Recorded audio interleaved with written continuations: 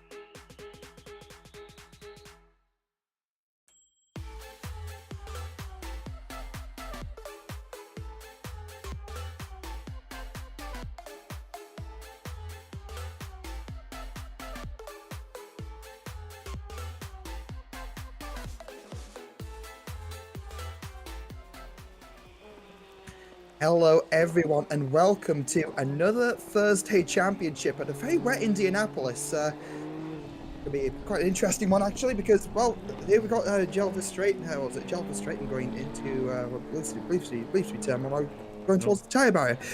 I'm Austin. Joining me is Jake Boswell in the box on broadcasting, and joining me on comms is Phil Roberts. So, in a few weeks since we've been in the box, Phil, how's things been? How's the kids? how's the kids? Oh, I don't have any kids, unfortunately, but Not what was I even gonna say? me. No. Well, no. People. Look, I've had my own train of thought lost now after that one. I'm going to mention how cold it is, and Tom Bryant sent us to Indianapolis, and it's absolutely pouring it down. So I can't get away from cold weather anywhere at the minute. It's either cold weather in the UK or it's miserable, flooded track in the States. So. Yeah, we can't seem to win. I mean, it's not often you see the track being flooded at the top right hand of your screen there.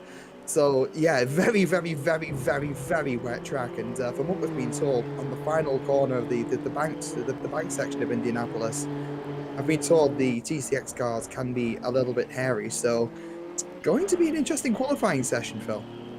Yeah, indeed. I mean, I was going to say to see Andy Baldwin just slow down to keep him find some space on the but yeah, I think it's more like the lack of downforce. I was talking to Benjamin Halman before the start of practice, really, about any particular parts of the racetrack which affect him, and he was saying about how going through this corner now as Andy Baldwin's coming through, that the rear can be quite tail happy. You just need to do a bit of opposite lock, not and Andy Baldwin just hit the barrier there, so maybe just been a bit too gentle there maybe on the steering. But yeah, it's a bit like difficult sometimes, because what I've been told, and I've experienced this before when I've driven these cars, is the traction control in this, you only really want to use TC1. Like TC2 you can use on the first lap or during the formation lap, maybe the same time, but you know, it interferes a bit too much with the car's acceleration. Yeah, that would make sense. It's a bit like I remember driving the old Aston Martin. It's kind of the same thing. It's kind of you have like no traction control or too much, and there's really no in between. So I think I understand kind of what you're saying. You know, you have it set too low, the car's a bit tail happy, a bit too high, and it just kills the power completely. As see this track, we're getting a bit of understeer there as well. It's aquaplaning on the front end there. Again, very wet track. John Daly in provisional second place at the moment with last lap being the quickest so far, and obviously try to get heat in these tires is also another challenge completely. Yeah, I don't think there's. I've got some technicals now. In fact, no worries, and as I say, I actually don't have my live timing working at the moment, but Gordon Daly looking like typically at this point in qualifying typically on a bit of a fast one. You get your banker lap and you get some, as we say, you get some of that important temperature in the tyres. And then you're able to, you've got your own delta up then as well as a driver, and you just kind of get to see where you're gaining time, where you're losing time, and there is still some time to make up, and that will be the lap invalidated for Daly going through the polystyrene there and getting a bit of a race replay at the moment. Again, just a bit of an outside cam, running up to the wall, which is you want to do, open up the track as much as possible.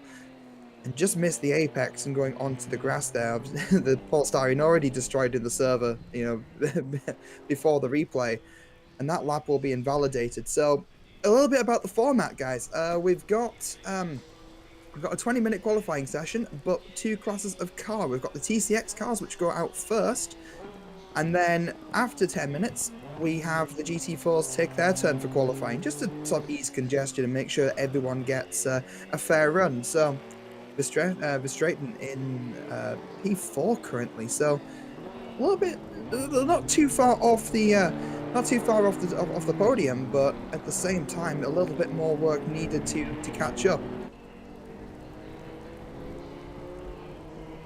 I think it's one of those things with technical issues, and suddenly just things appear out of nowhere. You know what I mean? But It happens. It happens. But I was going to mention just before you're talking about wet tires. I think the tire model for between the 2 cars isn't that dissimilar between GT4s and GT3s. But generally, these cars are. I'm not sure they're easier to handle in the wet, but I think it's just because of the lower power. But obviously, there's less downforce with these cars, so you tend to swings and roundabouts. Really, I think often. I do apologise. I'm working a bit. What do you call it? A bit. A sentence beforehand, so I don't know what we were talking. I was so involved with fixing what was going on my end. I was a bit like, oh, what were we talking about? Well, we were talking about qualifying, but no, it's cool. Let's take a breath, bit of a mental reset. We're all good. It's a surprisingly chill kind of event at the moment. Not too much drama going on. Verstraeten still in P4. That's Martin Lorenk. Martin Lorenk, sorry. Martin Lawrence, yeah, sorry. See, the UI for me would just took a bit of a moment to load in there. So, yeah, Martin Lawrence, down in P19, which again isn't where you typically expect Lawrence to be, but I can imagine as well. There's no best lap on the screen either.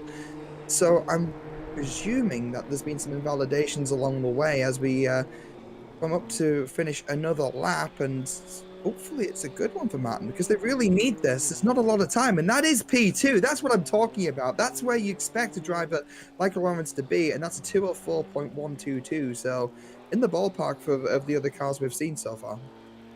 Yeah, indeed. I mean, it's like half a second off Verstappen's time at the minute. I'm not really sure there's any competitive times going on at the minute. Jordan Daly's like, I think they've only got 1 more lap. They've only got 11.5 minutes to go, so they've got 30 more seconds before the window shuts for being able to start a new lap. But obviously, they are free to finish a lap that they are on if they manage to get past the 11 or before the 11-minute window. As I was saying, Jordan Daly's breaking even. Stewie 1.1 seconds behind, or Benjamin Howland, beg your pardon. He's about 2 tenths up. Verstappen is 2 tenths up on his time as well. So people are going to have to find more time for Straightens. What's that? 6 tenths up at the minute, but he's quite far down the order. But as we see, what's that? Kluppelman at the minute? Oh yeah, it's Kluppelman. I think he's I lost him now, Austin. No worries. I was actually I was actually just about to say that 6 tenths for Verstraeten. Don't forget that will put them up to compete with the likes of Hellman as well. I mean, not far off. I mean, in terms of challenging for time, that's looking good for P5, P6. So that's still a jump up from where they are, despite it not being too much a significant chunk of time. That's Vic Osland parking the car, returning back to pits, and that's the GT4 cars looking to make their banker laps at their out laps at the moment too. They're not quite going out yet. They've still got another 10 seconds before they're allowed to exit pit lane. John Araser in the 699 is already at the end of pit lane. He's still got another 5 seconds before he can go out on track. I'm just going to watch him at fork, and there we go. Off he goes. As Jordan Daly finishes his lap. I think Jordan Daly coming out in P3 in the end there too. A bit of a clobber on the wall on the final corner. Kind of Ralph Schumachered it a little bit, and a little bit of a wiggle all the way along the main straight there. I wonder if that was just damage, but again, that's only .02 of a second off of Lawrence too, so pretty impressive time nonetheless. I think Clupperman's is just about struggling to get through the last corner at the minute. As I think he's just going to go P1 in TCX, I would say, which he does by about just under a tenth of a second. So if we get his name wrong, he has to mail us in and tell us how to pronounce his name. That's always helpful. But whilst we're talking there, Andy Boardman's coming in with a 203.5, taking pole for the TCX cars. So bit of a change in the order up there. But again, less than a tenth of a second off of Verstappen's time. So this could get dicey between the two during the race. It could indeed. I think it's one of these things with the TCXs where it's just picking your right moment. Like, it's a flooded track, so I don't think the track's going to get any better than what it is at the minute as well. But for this qualifying session anyway. But another thing is obviously, like, with tires, I think the wets. I think the TCXs probably go through the tires just as quickly as they do on the dries as they do on the wets. So I think it's probably just a case of just timing when you come out, so you haven't got any traffic, and also just nailing down that 1 or 2 laps you have with those tires before they go bad. Yeah, well, as we all know, around Indianapolis, tire choice is important. At least we've got more than 5 cars. At least we have more than 5 cars racing today. Oh, I see what you're referencing. You reference something that's like 17 years old now. That's it. Pump up your Bridgestones, slap on your tyre warmers, and get yourself to Indy. Well, I don't think they use. It's a bit disappointing, really, that we don't use that version of Indy, or at least the last corner. We have that weird chicane towards the end of the track. It used to be like, what do you call it? Where I think that's Will Stevenson in the 108 on the track map there, just at the very top of the track map on the right hand side. I think where the track joins there, or the old track used to start there, and then just go around the last corner of what is effectively T1, because they go round it backwards, don't they? They go around the oval backwards. Yeah, it would just follow the oval circuit in reverse, and it was a final corner. Again, same banking, but it was such a high-speed corner. But obviously, with some of the issues that they'd had and some of the crashes they'd had, I mean, Ralph Schumacher crashed there 2 years in a row. Once in the Williams, once in the Toyota. It's something like that. But my knowledge of mid-2000s midfield teams gets a bit hazy. I am calling a Williams a midfield team. They were not a midfield team back in the day, my friend, but that's a different argument for another day. If it's 2004, then yes, with that silly walrus nose. But debates aside, Will Stevenson's taking a bit of a detour. I think it's turn 1. Oh, so yeah, turn 1 has picking your braking point very important for turn 1 around here. Yeah, turn 1 has caught a few people out in practice and in quali so far. So again, might rear its ugly head during the race. I mean, we could certainly hope for drama, but it's not. You don't want to be the driver to kind of go off there. It's not a great place. It loses so much time, and it's quite difficult to rejoin from that as well. With the track being at such an acute angle. Looking on the track map, it looks like a full 90 degree right, but it's a little bit more than that, and it's again, the rejoin's so difficult. Aboldos Ramos coming through the chicane that we were just talking about now, going to complete their first time lap. And looking at the board, it looks like none of the GT4s have currently set a valid time. No, I don't think they have. It'll be a bit weird seeing a bunch of BMWs ahead. But I think Abel dos Romas is about to set his first lap, as Jake's points out in my ear. Yeah, there you go. 4 seconds faster than Andy Boardman, so very comfortably faster as a prior. And I think that's one of and then Rolano as well in the sister Alpine. And I think that's the final Alpine. I think they're what they called. I forgot what they're called now. Something esports. Something beginning with an R. I forgot what they were called now. I do apologise. There's Mike Redford with an interestingly. Yeah, Phil. Yeah, I'm not looking at that. There's no comma in there. It should be please, Phil, comma. I'm not. That's not an instruction. I appreciate good grammar, Austin. I don't appreciate bad grammar at all. So I'm just going to ignore it. I'm surprised you're not giving them special attention this broadcast, just to see what happens, especially given the conditions. I've been told there's something on the side of the car I'm supposed to be looking for. We can have a look on the grid, I think. When we go I'm seeing some kind of film, but That's We shall decent see. We goal. shall see. We shall see. And one of the other SIR cars as well, Javier Gonzalez coming round into the through the middle sector now. Again, it still hasn't set a time, but the AM field looking fairly competitive with the pro field right now. Redford, the only pro car to have set a time and less than 2/10 of a second off of Rolano as well in the other Alpine, which I believe is also part of the same team, the SRI esports team. So Oh, those guys that's do a have track a shot probably. little bit. I do not feel sorry for that car suspension at all, one bit. I say it's got. We always mention it's got a rally pedigree that Alpine, but I must admit Alpine's very strong round Indianapolis. I think we were here last season. Well, the season before, I forgot what it was, but I just seem to remember the Alpines were ridiculously faster than the other cars. That would So make sense. I think they just got a nice bot round here, maybe, or something like that. Not to demean people in the Alpine, but I think it's just also pointing out. like where Indianapolis is quite a high speed circuit. I wouldn't say it's a power circuit. If you keep momentum going, I feel like you can still maintain quite high speeds. That's a Ginetta going slightly sideways in the background of Matt Pryor. So crossing the line as well will improve on the time, going up to 1.230 seconds off of Rolano, but again, not enough to take P3 from Dos Ramos. Gonzalez crossing the line now, setting their first time into provisional P6, 1.995 seconds off of the leader. So again, none of these cars really able to sort of challenge Rolano right now, and Rolano in the Oh, Anfield, that could be this could be a big pull for Rolano if they can get this. I think one thing we're going to talk. Well, one thing I nearly talked about. I'm going to talk about it now. Just Will Stevenson's demonstrated it to me twice now, actually, through two different corners. But there's a surprising amount of like difficult corners that can catch you out. There's the obvious ones like turn one, getting your braking point right through there, and I think there's that entry into the chicane. It's really awkward because your brake marker is like before the brake board start, so you have to find something like, oh, it's this pole in the net or something like that. I don't know how to put it to you.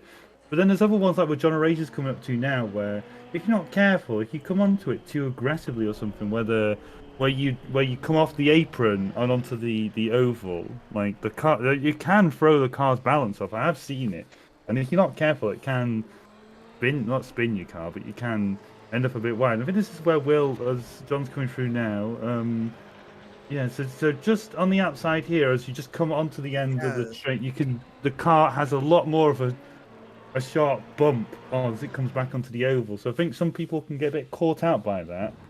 no, that would make sense. I mean, we've seen it in NASCAR 1,000 times. You run onto the apron, you try to rejoin onto the oval, the car unsettles, and next thing you know, you're going sideways. So, with these cars being a lot lower than NASCAR and set up a lot firmer, I can imagine it's more difficult. That's DeSanto as well. Again, I believe for the is that the SRI Esports team, going half a second quicker than their teammate Rolano, which was already an impressive time as it was. Rolano going again 0.162 seconds behind their teammate. These SRI guys, they're kind of killing it at the moment. I mean, there's some really quick names on the grid right now that we've seen. We've got a Razor, you've got Stevenson, we've got actually Daly was in the TCX car, but we've got we've got some really quick drivers on the field right now, and these AM guys, these SRI guys, they're killing it right now. Indeed, I think we talked a bit about it before, like last race. Some of them are quite handy. Like I think we saw, I think it was either. I do apologize because Suzuka was, what was it now? 3 weeks ago when we last did a cast together. So, like Suzuka round one, I seem to remember that they were all roughly in like the top five, top six. So for most of the two races that we did. So yeah. So I think the SRI guys have demonstrated that they have got the pace to get around. So it's obviously just driving in the wet. It's more about consistency and racecraft more than pace, I would say. But we'll see what they're like during race day, or the race days, should we say? Because there are two races to do. That is true. It's one thing to qualify quickly, but it's another thing to be able to race with a pack of cars, and that will be where the kind of like you can prove if you can cut the mustard. And speaking of John Araza, coming onto the banking now of that apron you were just talking about there, Phil. Looking like it's a fast one. They set the car up fairly well, nice and stable, coming across the line in P3, still almost 0.3 of a second off of DeSanto. So that'll be their qualifying. I actually don't. Did they get another run? I'm not seeing the Yeah. checkered flag next to them, so they will get John one more Razor. attempt. Malcolm is the first car to finish, along Mhm. with Tom Bryant. So Yeah, I think John Razor's still got another lap. I'm just going to check they it do, they do. actually. If they Yeah, he could, is, but he's breaking even at the minute, so we'll yeah, keep an eye on him. Sorry, Austin. yeah. There's no space for a Razor to make a mistake. I mean, it's only 2 minutes 20 of the wait time remaining, so you know, as soon as that lap gets invalidated, that will be it for a Razor. So Gonzalez crossing line currently P10. Will they join their SRI teammates? Not quite, but not far off. P6 overall provisionally, almost just a full second off their teammates. So again, fairly quick time. Not quite there with the others, but not far off. Indeed, I think we'll see. Not sure where Will's going to finish. Let's see where Will Stevenson finishes. That's P8. So not. I'm not really sure how many people. Oh, I think John Razor's just overcooked it yet. So he just had an invalid lap. But yeah, so that's it. So this what's that? Santo, Dos Ramos, and Rolanus. We've got SRI 1, 2, 3 to head up the field. Both And races. that team will be happy with that. I mean, what team wouldn't? You know, going into the race in the top three, the only thing you really got to be careful of is just don't take out your teammate. I mean, that's that braking spot for T1's already caught a few people out, and that's the last thing you want. But here we have some So standings. Oh, yeah, that's it. Going into your Thursday championship standings for the GT4 Pro class. In first place, the 699, John Eraser with 226 points. Matthew Malcolm bringing up the P2 with 178. William Stevenson in the Camaro GT4, not far off, only a few points behind with 175 points. Next up's Tom Bryant with 160. In P5, we've got Mike Redford with 140 points. Grim Lilith in P6 with 105. And Neil Pimlott brings up a P7 with 77 points.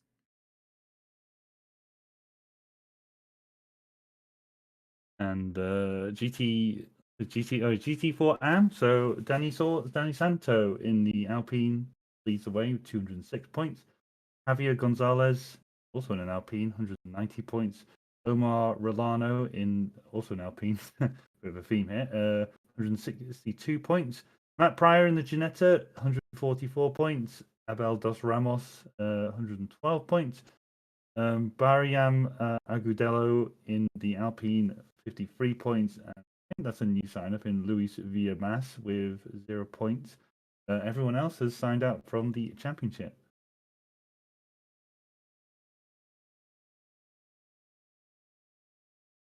Coming in with the TCX Pro class, we've got Andy Boardman in first place with Andy Boardman in first place with 219 points, followed by Snooty McFluid with 159. P3, we've got Benjamin Hellman with 145, and Daly in P4 with 114. Christoph Verstappen will be in P5, with Jel Verstraeten in P6. P7 is Raphael Huel with 69 points. Martin Lawrence will be bringing in P8 with 67 points, and everyone else has signed out.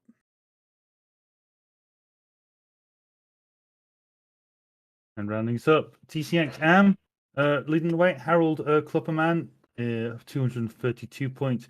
Herbert Hauser, 124 points. Andreas Vik Osland, 99 points. And Felix Lakovsky with 98 points. Everyone else has signed out from the championship.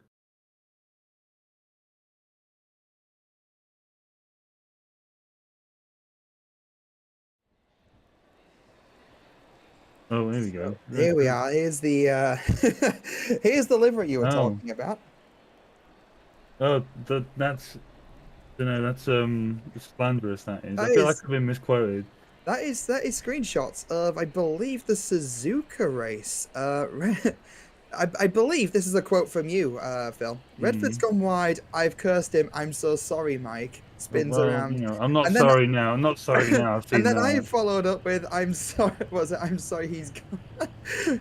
That is actually quite amusing. I quite like that. You know, obviously, we leave the broadcast for a few weeks and we come back to the We banter. come back and we've been abused.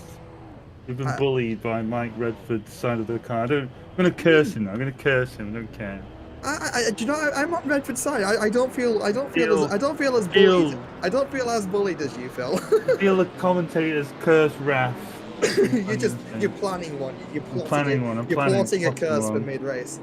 Well, speaking of the race, race one is the formation lap is underway. Looking at the track, again, track is still flooded. It's still wet right now. we're not motor racing. This is where's the speedboats? You know, where have how you need a cruise liner for these kind of conditions. Honestly, I mean, You need some oars for this sort of conditions, but you also need to. I feel like I've been in these sort of conditions before, like even flooded, but even in the wet conditions as well.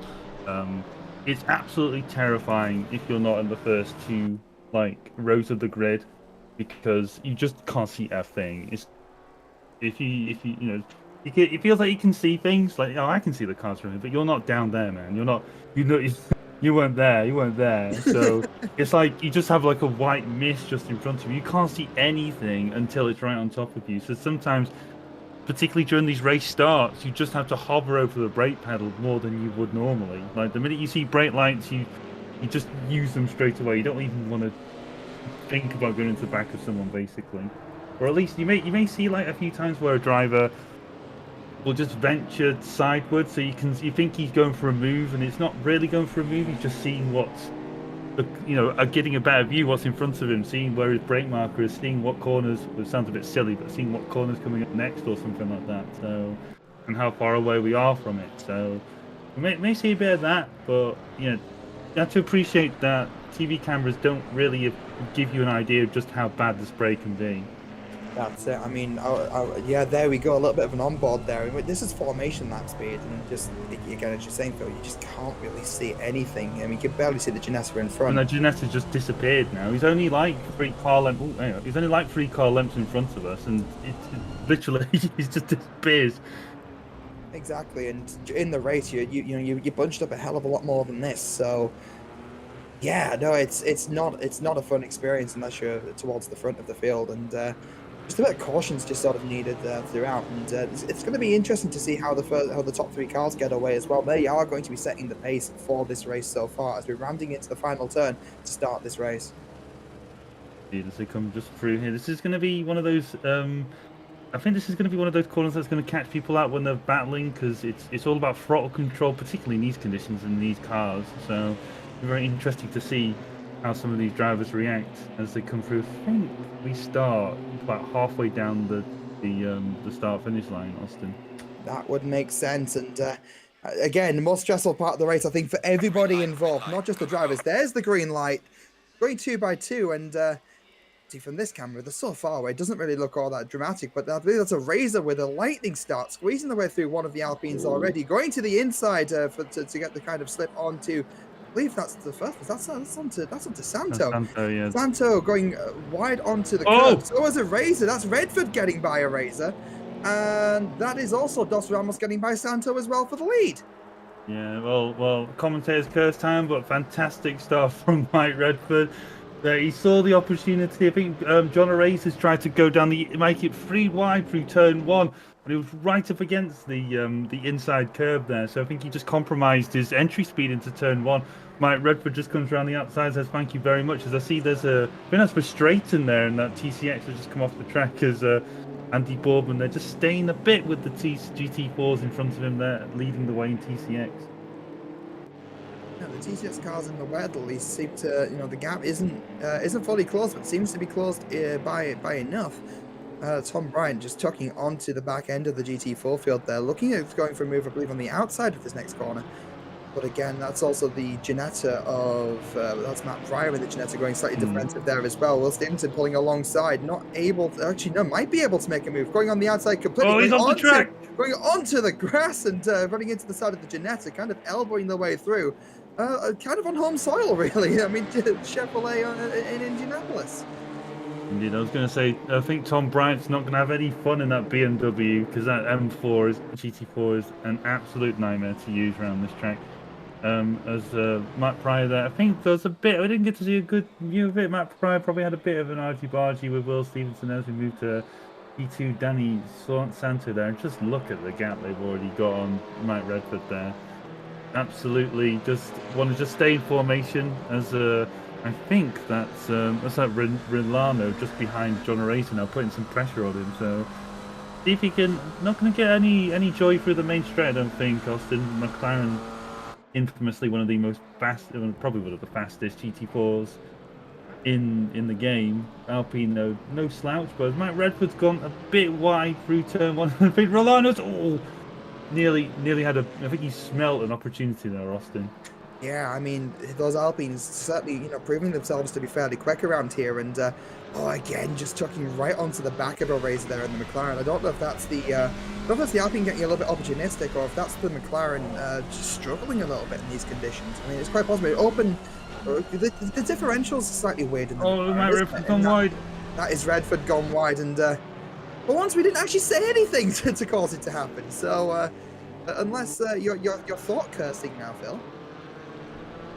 Trying to say I've got some sort of psychic powers or something, and like only work against Mike Redford. Is that what we're saying? That's it. Just some you just some upper being, really. Telepathically causing X-Files stuff going on there. Telepathically causing havoc on the track for our drivers. I'll just get my own episode on the X-Files or something like that then. But yeah, so John Razor though back into P3. He's got Rolano for company. And I don't think he's going to be very keen on being settling for P4 overall. I think SRI probably want the overall podium, or at least they can sniff an overall podium lockout here if he can get past John Razor. Yeah, and that's as a team. That's a big off. That's a big off. That's Matthew Malcolm in the dirt there. I think this is that corner we're talking about. I think, to be fair, we'll put it down to being unable to find that brake marker, because the brake marker is before you even get those numbers on the side through that corner. So maybe Malcolm didn't spot where he was braking. We'll give him the benefit of the doubt this time. That's it, but still very lucky. That 216, that's Gonzalez, that nearly got caught up in that as well. Stevenson using that straight line grunt to try to get by as well, out braking down into T1. But might have outbroken themselves a little bit too. You have the inside to prevent the switchback, but that Alpine is so nimble. A little bit of a shoulder barge once again from the Camaro. Pushes it slightly offline, still sticking slightly ahead to the Alpine, squeezing the Alpine to the inside.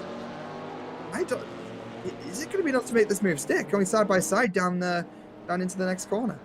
I think one thing the Alpine's hoping on is that Will Stevenson carries a bit too much speed through some of these corners. Maybe not through here, because obviously carrying too much speed, he's going to be pushed a bit wide. But I think he's got the move done. Fantastic racing going side by side through pretty much the whole of sector 1 between these two. Then I think Matthew Malcolm's trying to get in on the action here as these two squabble. They're not going to notice there's a Porsche trying to sneak through and get both of them by surprise. Yeah, Malcolm tried to go down the dead center there, not quite able to make it happen. But again, the Alpine and the Chevrolet still side by side. Alpine just squeezing ahead, and now Stevenson has the 199 Porsche to worry about. Indeed, I think one thing he's doing is probably just I think Stevenson was just carrying a bit too much speed, particularly through turn 1, turn 2, and then they just didn't set him up to try and finish off the move on who's this now? Those Gonzalez. It's a problem really. They all had the same livery. Can they just do those Sauber things, where they had different coloured? Got distracted there talking about old F1 again. But yeah, Will Stevenson being a bit too physical there maybe. But they're trying to go 3 wide into the penultimate corner. Now Matt Pryor and Tom Bryant are trying to get involved now.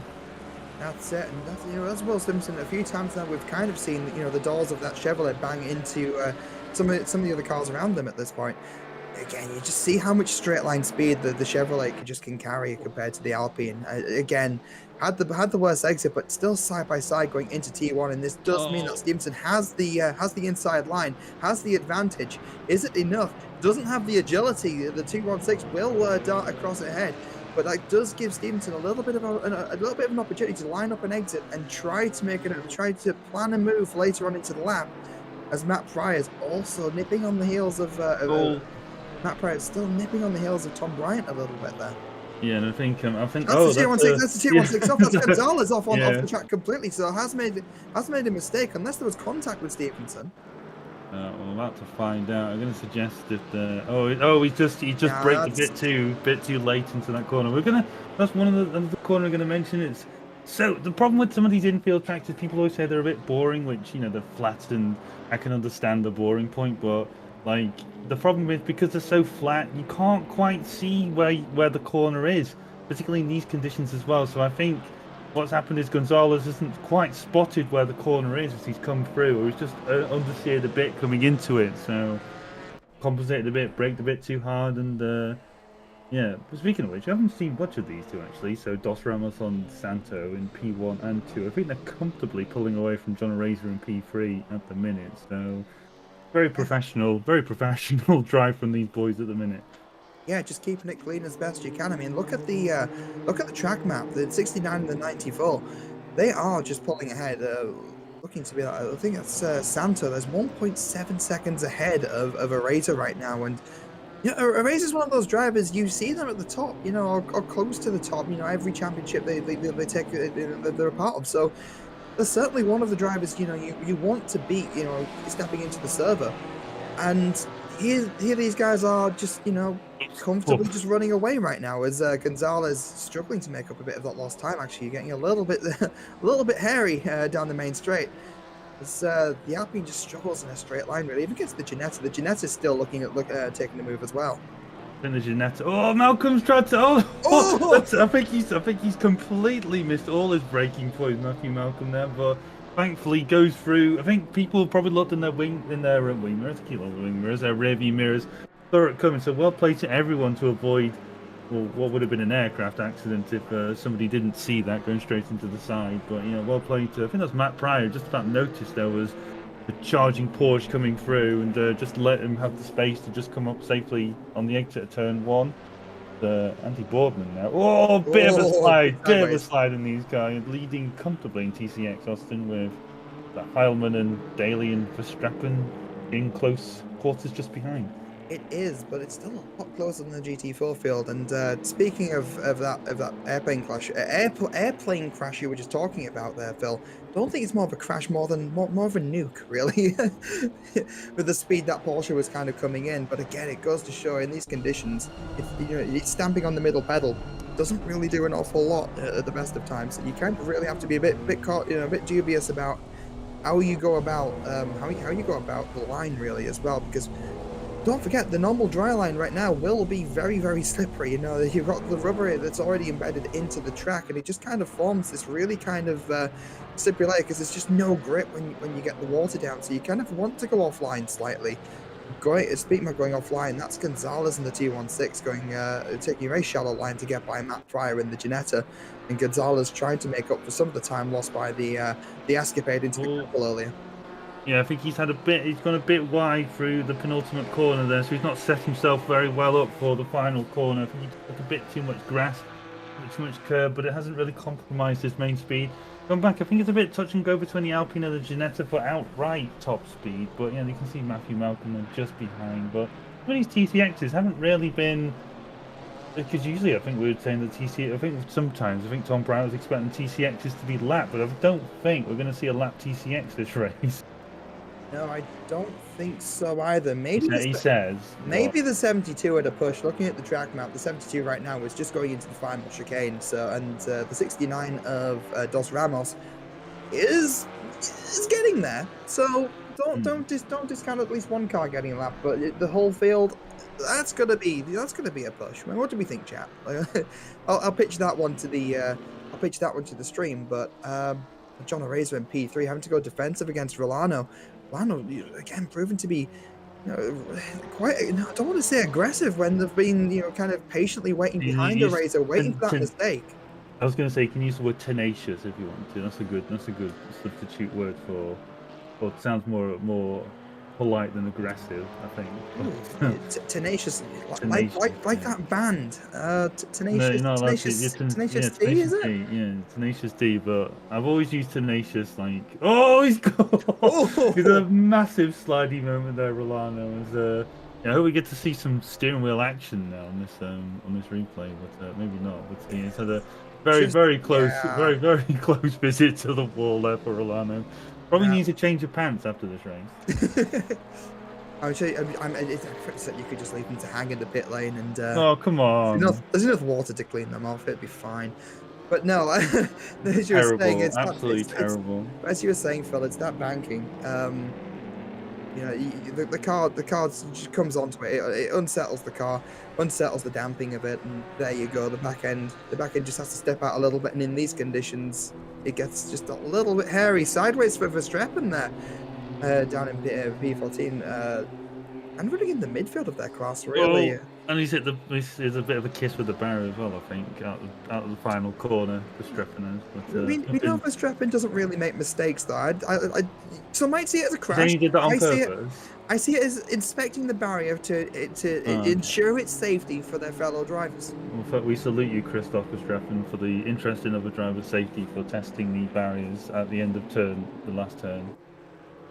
I mean, that's a scary wall to hit. So, Mm. doing the server a service at the moment, and as they're chasing down Daly, again, like real talk, the TCX pack is fairly well put together. Daly's rear end almost taking flight there as they go over the go over the curb. Oh, he's gone a bit It's wide. slightly wide, and that opens the door for Verstappen. Not sure if that.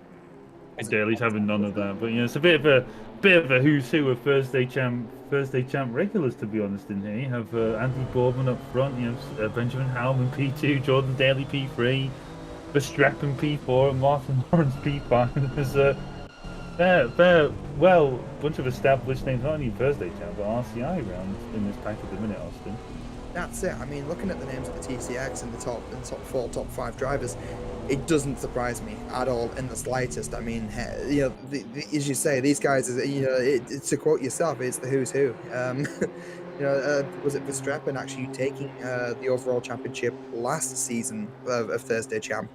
I mean, a little bit sideways again, coming. Hasn't even hit the apron yet, and going slightly sideways. A bit of a 4-wheel drift going on. So. No, these guys, if there's any visual indicator as to how hard these guys are on it right now, that is one of them. Like, it doesn't put into perspective, these guys driving the TCX cars as opposed to the GT4s. It doesn't show their speed in any kind of real perspective at all until you see the car on the edge, on the limit. And that's the visual indicator. You see these 1, 2, 3, 4, 5, these 5 cars all bunched up in a line. And it's been like that for the last 15 minutes now, and I don't see that changing anytime soon. I was going to say, I hope Martin Lawrence has got some. Oh, and I think Verstappen's gone into the back of Daly or something there at turn 1. Hopefully get a replay of that. I think he braked a bit too late. I just noticed it just as we cut across. There's someone in the pit lane. I think Verstappen probably just had no. a little bit of, and then Martin Lawrence just goes through. Thank you very much. A nice bit of opportunistic driving there. Martin Lawrence, easiest overtake for P4 he'll ever get. All I'm going to say is, guys, I was literally just saying how good you guys are. Oh, wait, no, he's P3, isn't he? Martin Lawrence is up to P3 now, actually. Sorry, not P4. In class. It's yeah, P3, yeah. Boardman, Howman, Lawrence. So, yeah, no, that's Verstappen and Daly dropping off a little bit there. Still clinging onto the back of that pack, but, yeah, I mean, I was just literally saying how good these guys are. How Verstappen doesn't make mistakes. And again, it looks like... Phil, we've already been in the box for a little bit now, and I've already caught the cursing. Already got the cursing. Well, you just have to embrace it. Just don't listen to the Mike Redfords of this world. They make their own luck. They're trying to find racing driver excuses, But yeah, I think we talked about this just before the start of the race. The key, as well as pace, but predominantly just about consistency and just keeping the car on the track. And as we see a few times now, I think Gonzalez against Stevenson, and I think there's none of the others. The 72 just come back to pit lane again. But yeah, it's just about just keeping the car on the black stuff, because there's no point being fast if you're only going to be fast for like one of 3 laps. One of 3 laps or something like that you do. So, consistency, big important part in wet weather racing. That's it. And, I mean, keeping it on the grey stuff is like the most important thing, really. And just hope you can be in Rolano's position right now, and realistically, being 11, 12 seconds behind. Even if one of the leaders has a moment right now and sort of takes to the gravel and gets himself stuck, that's still an opportunity to take that place. And it's so easy to make a mistake around here. You know, you just capitalize off of the misfortunes of others, really. And I feel like that's what Villano is really trying to do here. Not really making any kind of aggressive moves, but just tucking in behind a Razor and waiting for a Razor to sort of just have a bit of a moment, just open up the gap and open up the opportunity to slip ahead, and then from there on you're defending, and that's arguably the easier position to be in. You can see him just a few times where it looked. I think it's again we talked about this before the start of the race. You just notice him, Rolando, just a few times. He's not making a move on a Razor. He's probably a mixture of making sure that John Razor sees that he's there, trying to force him some mistake, but also it's just about getting out the spray, just having some visibility of what's coming up in front of you, and just seeing, because obviously John Razor has a nice clean view of the track. He can see all of it, you know, and Rolando doesn't have that fortune, sadly. So yeah, he's just trying to see what there is ahead, seeing if there's anything that John Razor is going to have to need to avoid or anything like that potentially. So it's all about just having good visibility, and obviously you can only build on what you think is about to happen if you can see what's about to happen. Yeah, but I suppose in a way though, that's the mark of a good racing driver. You know, being able to kind of predict those situations and kind of plan ahead of time, and kind of just work off of the situation that you find yourself in. So that's what these guys are doing really well. I mean, look at Dos Ramos right now. There's kind of really no heroics. Yes, they're pulling ahead of was it Denis Santo, but at the same time, just not really setting kind of anything trailblazing. Yes, they've got the fastest lap of the race, but they've also got the clear air as well. So they're just doing their thing. They're just they've found the pace. They're sticking to it, and they're not trying too hard to kind of extend that gap. It's just naturally happening, and that's that driving at kind of 80% in these conditions is the best thing that you can do. I think what we talk about, I mean, it's a bit like I'm not sure if you ever done no talk about the other simulators, but if you ever play like Dirt Rally, one of the most important things about rallying is like the mentality. Like you want to be like, as you say, 80%, but I think they use 90% of your ultimate pace, which is true. Like you may not be the fastest car on track, but the fact of the matter is you're consistent and you've got a nice little how to put this now, like rhythm, like mental rhythm in your head as you go through this. It's very difficult conditions. I think we've only just gone down to a wet track now, so yeah, it's all just about picking a pace that suits you, because it is key, really, just finding something that suits you before you obviously want to push any further. As Benjamin Howman, now P2 in class, is coming under pressure from Martin Lawrence. Yeah, it's a lot of pressure, and I mean, again, at the same time, Lawrence, very quick driver. So is Hellman. These are your regular names you see like towards the top. That's Lawrence looking a little bit on the outside. Can it turn into the switchback? I'm not sure. Hellman covering into the middle of the track there, just cutting off any progress for Lawrence going into the final corner. And these cars both equal coming down the main straight. So I'm not sure if Lawrence will have the sort of the legs or the getaway to be able to make a move down the straight, or maybe even into turn one. They look like they're quite close together. We'll have the slipstream. Is it going to be enough for a last minute dive? I don't think it is. No, you just don't have the room to dive bomb in these cars, really. It's more about just getting good corner exit and good and good drive through the corner, really. You're not really focusing unless you've got that speed advantage through a straight. You don't really want to be diving, and Stewie's or just forcing into a mistake. Heilman's there just made a bit of a mistake coming into, I think that's like turn 3 or turn 4. Martin Lawrence there very comfortably coming through the inside. He's got the outside line for this corner, but I think it's just about just carrying speed in these cars. You don't really have the downforce to be able to like push through. So I think he's had a bit of a karting line there, Martin Lawrence. And I think he just had a bit of a contact with Heilman just taking P2, but I think that was as clean as you can be in these conditions, Austin.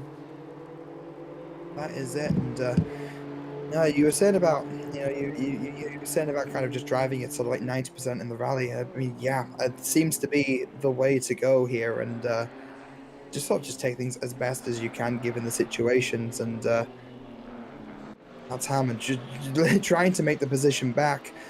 That's also Matt Pryor and the Ginetta just holding off. Actually, no, has overtaken Tom Bryant. Sorry, the standings hasn't quite updated there. But that is Pryor overtaking Bryant for P7. Bryant coming back though, coming down the main straight, going side by side, inching slightly ahead towards T1. I mean, to get on the brakes a bit earlier, you know, the BMW is a lot heavier than the Ginetta, not quite as agile. And there we go, that's Pryor, just narrowly avoiding contact, squeezing that Ginetta through side by side, as we saw so many times with the Camaro and the Alpine. But the same situation, two very similar cars, and that's the Ginetta just having the inside line and squeezing ahead. Just keep that lead just a little bit longer. One thing I've just noticed, so going back to the TCX battle, is one thing to try to keep your eye on maybe is just the potential fight between. Oh, geez, someone went down the wrong way. Boardman and Lawrence. I think Lawrence is maybe going to catch Boardman. I'm not sure if he's got enough time. He's got 7 minutes left. I think that's probably a bit too far a gap to try and pull. He's got to try and pull in about a 2.7 second gap. There's Boardman there, just at the top of your screen there. So Lawrence, I think, is about a tenth or so faster. So I think he's got to find a bit of time. I'm not sure if that was a bit of time lost stuck behind Heilman or trying to overtake Heilman. So we'll just see. I think since that incident between what is it now, Verstappen and Daly, Lawrence has just been like a bit of a cork in the bottle, to be honest. He's really powering his way through the field. Yeah, I mean, it goes to show Lawrence definitely does have the pace as well to kind of to run with the big boys, so to speak. Right, we've already said several times, is one of the big boys here. Daly in the grass in the back of shot there, just a little moment ago, going onto that back straight. But no, Lawrence proven themselves already to be a very fast driver, and in these conditions, you know, as soon as they get the clear air, as soon as they get the legs, that's kind of all they need. And as you're saying, there is the opportunity. As times are currently resetting, still 2.7 seconds behind Boardman, so there is a potential for Lawrence to catch up, but we'll have to see more towards the end of this 5 minutes that are remaining of the race. Yes, I think we've just seen Matt Pryor there's managed to gain enough of a gap on Tom Bryant for that straight line speed disadvantages Ginetta has over the BMW to be nullified, basically.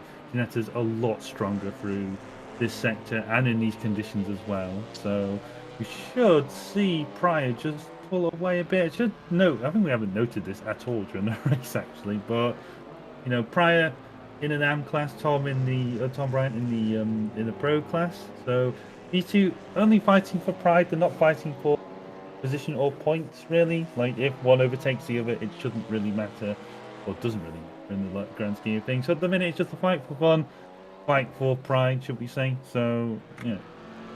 Some good fights nonetheless between the two. As I think that's Gonzalez who's just catching up with him. It's just that little black Alpine we just saw in the background there, Austin, trying to catch up. Yeah, I mean, so, you know, obviously Gonzalez had a great start, but a bit of a heck of a race. You know, actually during the race itself, you know, it got a little bit banged about a bit, and well, I mean, looking at the best lap times now, a 158 best lap time and a 158.3 of the last. So consistently kind of approaching, you know, the best that they have in the tank so far. But then when you look at the likes of like Matt Pryor with a 157.8 best lap time and a 159 last, you know, again, Gonzalez just a little bit off the pace there, and I'm starting to wonder if the knocking around has caused a little bit of damage to the car and if that's costing them that much time. But I mean, these GT4 cars, they're not so aero dependent, so who knows what it could be. Yeah, I was going to say, I think one of the things Tom's going to struggle with now is, as he tries to overtake Pryor, is he's got the straight line speed advantage, but there's a bit of a slouch this BMW trying to corner as well, as it's a bit difficult to even get any braking in this thing. I think you don't really get that much brake because it's just so heavy, this car, compared to this little light Ginetta in front. But Tom's doing a very good job keeping with him anyway, particularly in these conditions. I think BMW is an absolute nightmare trying to drive in these conditions, just understeer city with this BMW. But yeah, as Pryor there's enjoying himself a bit. We have an update though, going back to, we talked about this before, probably top of TCX class at the minute. So 3 minutes to go. Certainly 2 laps to go. The gap between Boardman and Lawrence is now only 1.7 seconds. So it should be very tight for the end of TCX class, I think. Tom Bryant just about getting close. I don't think he's getting close enough through here, Austin. Just too much technical bits for the Ginetta to pull away from the BMW. That's it. But if Bryant can just set the car up for the for one of the straights, though, anything is possible at this point. And as you were saying with Lawrence, when we looked before, it was 2.7 seconds. Now it's 1.8. It's actually gone. He's actually fallen back to Boardman slightly since the last Delta update. So, I mean, it's going to be touch and go. Who knows? I think the 171 might actually catch the 70 of the TCX, but we shall have to see closer to the time. But even looking on the track map, those cars are definitely closer together than they were a few laps ago. I think it's more really not really about pure pace at this point. I don't think, particularly mainly because it's a lap to go, but I think it's more just about just whoever doesn't make a mistake. And they both may not make mistakes on the last lap, but you know, in these sort of conditions, it's just about just making sure that the car doesn't hit a wall. I like that. Hellman following as well. Comedic timing there. I love it. It's great. But yeah. So yeah, Martin Lawrence there having to fight, and I think that's Verstappen and Heilman there for P3 in classes. Verstappen's managed to get past Heilman for P3. Nice little overtake there from Verstappen. Yeah, but Heilman does have the run coming down the straight here. Verstappen will go slightly defensive on the outside towards the wall, and I think that has just halted Heilman's progress a little bit. Heilman just pulling that headlight out, just taking a look down the inside, just trying to make a bit of a decision here. Verstappen making the decision to go defensive. Heilman just misjudging that, I think, just running into the door of Verstappen, and not quite too sure what happened there, but just it was a little bit clumsy on Heilman's part to a certain extent. Maybe, but we'll see. I think Verstappen's going to make this overtake more difficult than it is for you to say decision, I'd say, but it was a decision. I forgot what it was now, but it's one of those ones with the really weird, like when the C's make S noises and stuff like that. But yeah, John Racer, P3 in class, P3 overall, should I say?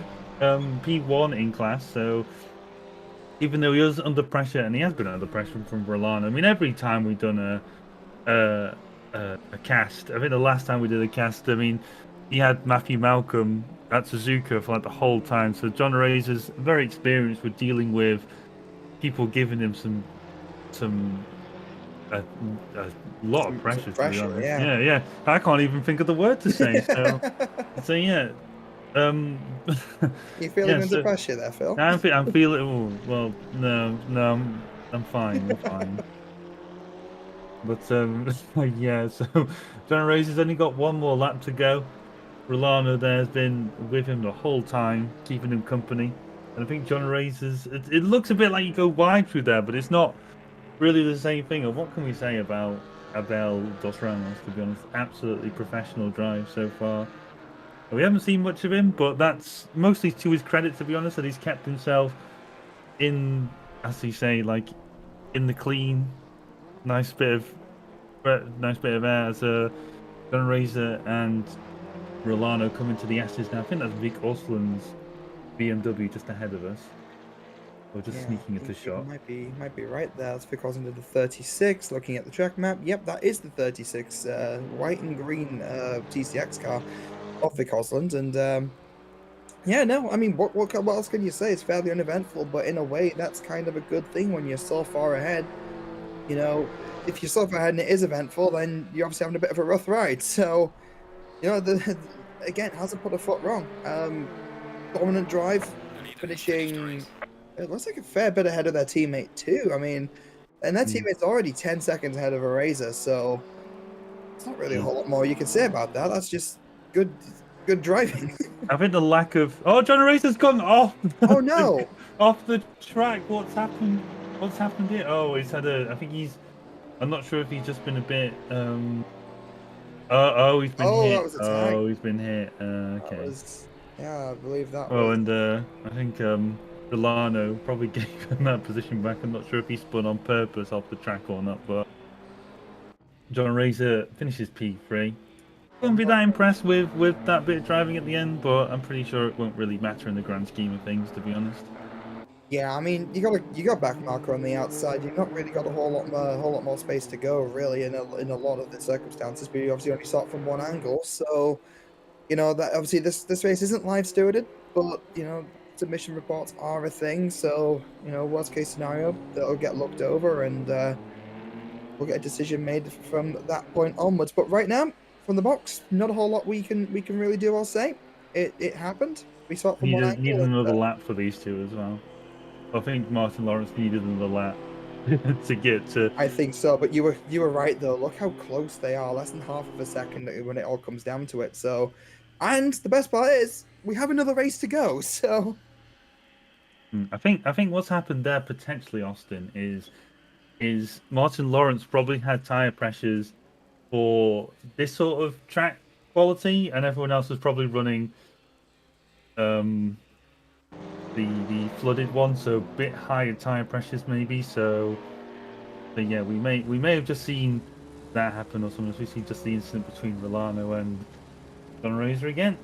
But I think again, Razor just had to slow up a little bit there, and Milano just didn't really expect to sort of have to take the action for it. So yeah, I mean that could go either way. It's not that's for the other guys in the stewarding box to decide. We'll throw them a pack of cookies and leave them to it. Yeah, but it's always good to have post-race cookies. To be honest, not sure what your favourites are. Oh God, bourbons. Like I think chocolate bourbons. Bourbons. Okay, Bourbons. but Yeah, they're not cookies though. But yeah, we'll expand it to biscuits. But I'm Oh, partial to a bourbon as well. okay, cookies. Right. Tesco's cheap brand is actually really good. It's got really good milk retention. So if you're having them with milk, that Milk they're retention. What are you A talking while ago on Twitter, I actually did do a thing when I first moved to university. I tried to find the best cookies to have with cookies and milk. So again, chat, if you've got any better You suggestions. haven't explained what milk retention is. What are you talking Milk, about? okay, milk retention. When you have cookies and milk, you take a bite of a cookie, then you take a sip of milk. Milk retention is how much milk gets absorbed into the cookie and how much the flavors kind of mix together, and you get that really kind of biscuity, chocolatey sort of like milk But a at the end. biscuit's not a sponge. What are you talking But about? then when you bite the biscuit, the milk comes out and like it squeezes out, and it's just this flavor sort of bomb in your mouth. It's so good, and the texture's great. Flavor bomb. What are you talking about? I'm talking about cookies and milk, Phil. Yeah, but the milk just like slides off the top. Why are we talking about cookies? I'm so lost. We're still waiting for race 2 to start. So We are. we're gonna waffle about something. So I'm just gonna it. waffle about baked But, goods. I mean, but Phil, do you know who else might like a cookie? Mike Redford probably. Mike Redford, and also Matthew Malcolm. Matthew Malcolm probably. Matthew Malcolm. Yeah. He ran out of fuel. He ran out of fuel. Oh no. I saw that in the chat. I saw that in the chat just now because Mike Oh Redford's no. moaning about his race, even though he only cursed him once, but he did that to himself. I mean, I mean, I was actually going to say we should throw some cookies over to our partners, AK Informatica, keep our servers, help us keep our servers up and going, and huge shout out to those guys. Driver 61, you guys want to get involved in this? You guys want to find out a little bit extra pace? Driver 61 is the place to go. We do have a link in the description to to kind of take advantage of some of what those guys have to offer as well, and a great service from what they've done, and also Fanatec. I mean, when it comes to names in sim racing, it doesn't get much bigger than Fanatec. Obviously, they do a lot of the sponsoring for a lot of the real world events as well, and that the kit is just up there. So they've got an affiliate link in the description. Go check that out and go throw those guys some cookies. I thought you were gonna make some sort of cookie segue or things like cookies cookies around. You know what else is round? Round like wheels. You know where you can get your wheels from? Fanatec. Boom, done. Love it. Phil, you're taking Yeah. my job from me. You, No, you, you, no, no, no, it's fine. I had to spend 5 years thinking of that one, that was a good one. I like it. I liked it. Wolf Motorsport coming in with the Corp Irresistible range. Triple chocolate or white chocolate chicken chip is the best. I mean, white triple chocolate's always great. You can't go wrong no matter the brand for that one. I think they do like vegan ones as well. I've noticed. Or Oh, actually, that sounds interesting. I'm not against that. Any kind of food is good food. So, I'm trying to think of what, apart from what is in a cookie that would make it not vegan, apart from the butter and the the eggs, the eggs. milk. But you don't put milk in the cookie mix. It's not a cake. You're not making a cake. You just make butter with it. This is why we're not working in a kitchen and we're in a commentary box. You aren't. No, I can make a cookie from scratch. Don't even need to remember the recipe. Just need to remember what's vegan and what isn't in it. You've already cursed my cookies as well now, Phil. Thank you. It's all right, no problem. That's Phil's new side hustle, guys. Just Curse drop Phil cookies. a message. Drop Phil a message for cursing. Yeah, Mike Redford's like my spokesperson. Like The regular customer. yeah, regular customer of curse cookies. Yeah. Oh, Phil, we still have another 2 minutes and 15 seconds to waffle on a bit. Waffle on and waffle. Well, we'll have to waffle on for half an hour, hopefully. Hopefully, there'll be some exciting racing that everyone will be providing us. So, not that it wasn't exciting in the previous race. It's always exciting. It's always exciting, and Always fun. no, we get to see some of the liveries properly now as well. Great camera work from Jake Boswell at the moment. Can you say my full name, please? Huh? It's his full name. Don't you remember Jake's full name? I did see it in the chat actually. You have to go and find it now, because I'm finding it. before I've already found it. Jedi Jake the Bosmeister Boswell. Can't believe you can't find it. You can't scroll up just a little bit. That's it. I do love the triple R car. I love that color scheme. I mean, even for the team that I racing, we do use a purple, blue, and pink scheme ourselves. It's very 80s. It's very neon. I quite like it. Another thing, actually, whilst we've got a minute to kind of waffle on, I'm getting hungry now. Can we not use that word? I'm hungry for cookies, waffles. Yeah, that helps. No, we obviously, huge new things here at RCI. On December the 17th, we do actually have our inaugural iRacing event. It is Laguna Seca and Mazda Cup cars and the Toyota GR86 multi-class racing. So as far as I remember, Laguna Seca and the MX-5 are also free content. So all you need to enter is the subscription, if I remember correctly on that one. Yeah, they're base level content. So they are. So should already have. So is the 86 too. So yeah, I mean the Toyota GT86.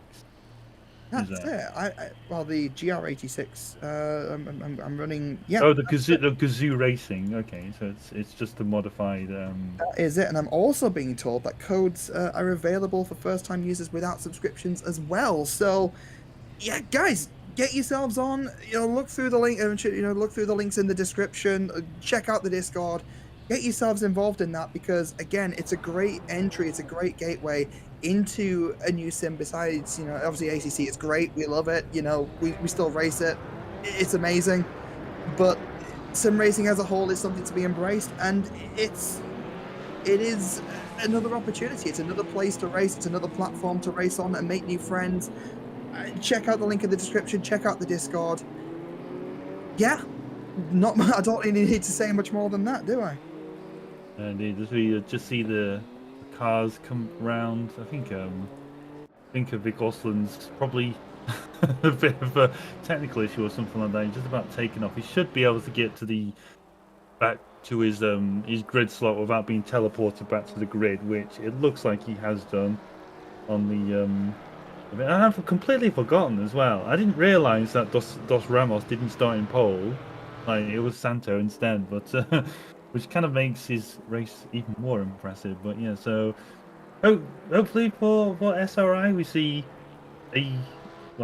hopefully for them anyway, we see a lockout of the podium overall this time. But obviously John Razor, Mike Redford have a different I think Matthew Malcolm there just had a bit of a Everyone's stop. Just having to issues. yeah, just as a bit of an update for everyone who's not paying attention to the chat like I was during that race. But Matthew Malcolm, I think, forgot to put in, well, basically just forgot to top up his car with that didn't have quali fuel in, basically. So I think he started the race on quali fuel and had to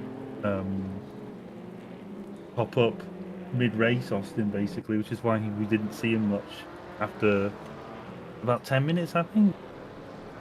That would make sense. And no, it's gonna be good. I'm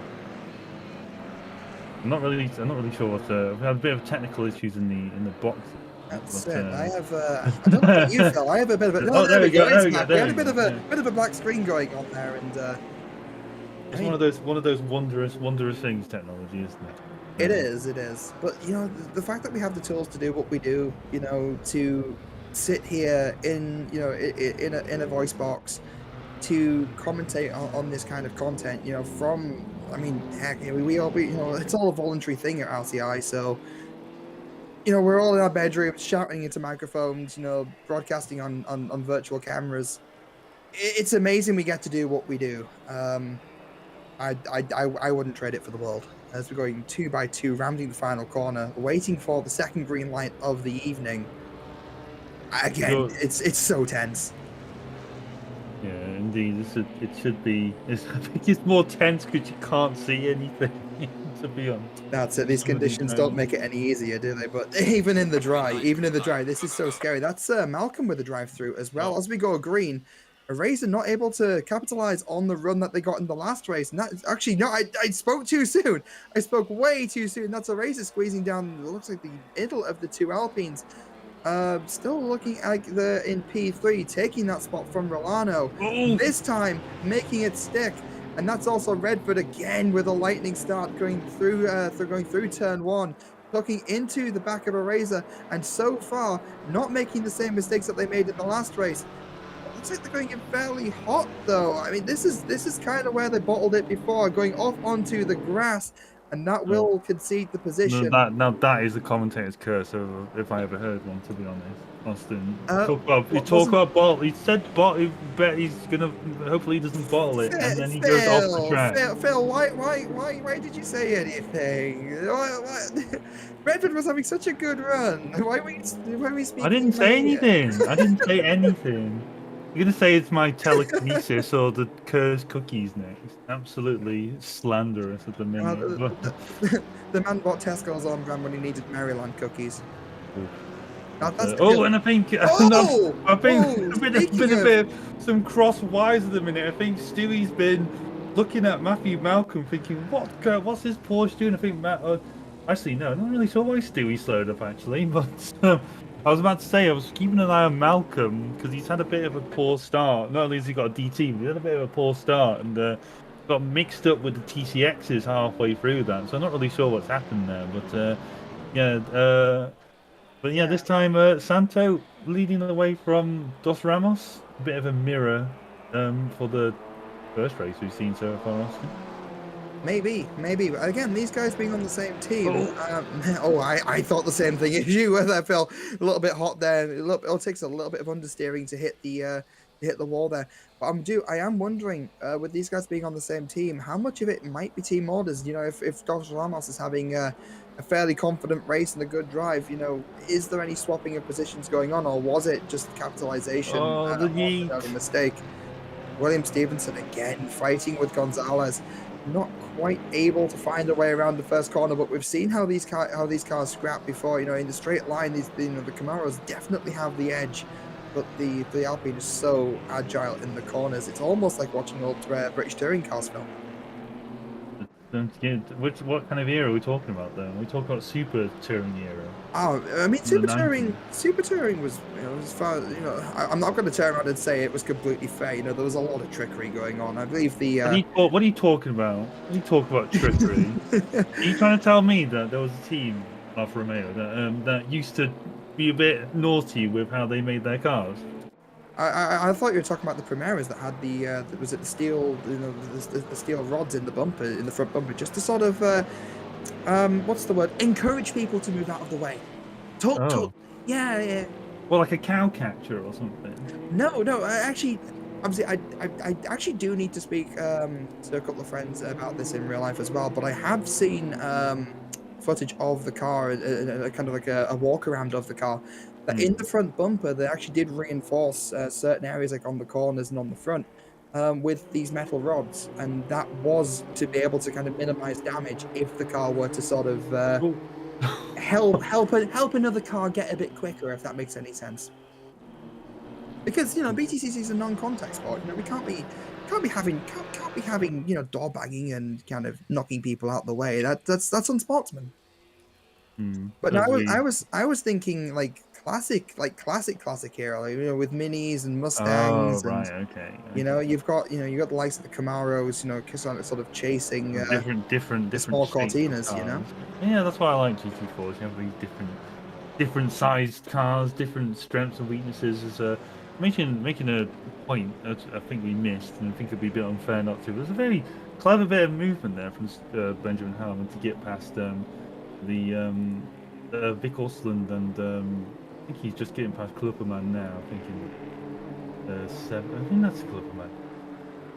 That's a 17, that's a 67. I can't, that's a 67, never mind. So that's for Straighten. So he's actually overtaken someone in class there, but Klipperman's not too far away. He's only 6 seconds up the road. He should be catching back up, but as I think we've had a change for the lead now. As I think that's Verstappen, Lawrence, and Boardman now for P1, 2, and 3 respectively, and TCX Pro. That's it, and we always did say Verstappen, very, very quick as well. I mean, I know they made that small mistake in the last race, but more than making up for it now, catching into the lead. Checking the live chat now, that's Malcolm saying that the game UI was saying he was fine with speed and position, but still picked up the drive-through. So I know ACC can have moments like that, especially. I know there was a moment. It looked like they had issues where they kind of just sort of stopped dead on the track. So I don't know if that kind of knocked the UI out of alignment almost. But You tend to it, find that sort of stuff struggles. The game sort of struggles sometimes with when you're lining up round a corner. So if you're round the back at, say, Kyle Army or something like that, or Mizano is another good example as well, where if it goes green as you're going through that corner, I think you have to be so precise with where you are. But I'm a bit surprised that he had his UI issues here, because it's a straight, really, so shouldn't be that much, unless he was just out of position or something like that. But we'll have to see, because usually people think they're in position, but when we looked at it on the replay, they're just miles out or something like that. So we'll have to see afterwards. that's it. Well, it is a game. It is software. It feels like a hard stretch calling it a game sometimes when these simulators have become so. I mean, I guess you could use the word realistic. But it is software, and software does sometimes unfortunately go wrong even if you do all of the right things. So it's unfortunate, but it's one of those you take it on the chin, and Malcolm will be looking at moving up as many places as they can. I'm not seeing them in pits on the track map, so they are still out there. The 199 coming across the start-finish line now. They will be looking at making up as many positions as they can in the say closing, but the race has only just started, really, only 7 minutes in. Yeah, so as we see, this fight for P1 still going on. I think that's Verstappen that's still leading Lawrence in the what did you say? Can you say cyan and black? I'm not sure what shade of blue that is. I'm going to call it cyan for now. But yes, there's It's Verstappen. more of a teal. Well, we'll call it whatever it is. You know what it is, blue. But then there's Andy Boardman in the 70 just behind him as well. So we're going to have a bit of a tasty fight for P1 on our hands this race, Austin. I think so, and these cars can race so close, and it's not quite as flooded as it was. I don't want to, again, I don't want to speak too soon. The rain is set to get heavier, but I mean these guys are all in the same boat. So, do you see what I did there? In the same Carry boat? on, carry on. But You can have that on. We're going to carry on. But yeah, no, these cars can race fairly close. We've said before, they're not as aero dependent, so it all comes down to the skill of the driver. Speaking of skill of the driver, that's Tom Bryant looking at making a move. That's Matt Pryor going very, very defensive, squeezing Tom to the barrier. But again, the straight line speed looks like it will just kind of prevail here unless Brian can get the switch back. And I think they're too far back to really make it happen. That means that position will be conceded to Brian. Yeah, I think one of the things you're going to struggle with this Ginetta sometimes is because you've got such little straight line speed advantage. We see Lawrence has overtaken Verstappen for P1, but Verstappen's not going to take this line down. As I think Andy Boardman's getting in on this now. He's seen the opportunity to take P2. He's so close to the back of Lawrence. I don't think he's made contact with both of them actually, given the back of Lawrence's car a bit of a kiss, and then just given Verstappen a bit of a nudge out wide. But we'll leave the stewards to handle whether that gets reported or not after the race. But we'll just leave that one as we move on to P3 and John Areza, and it's you again in Mr. Rolano for P4. As yeah, he's definitely still with these two Alpines in front though. He's not that far off, Austin. That's it. I mean, you said before, you know, Areza is in a different class. They obviously Areza's in the Pro class. These guys are in the AM class.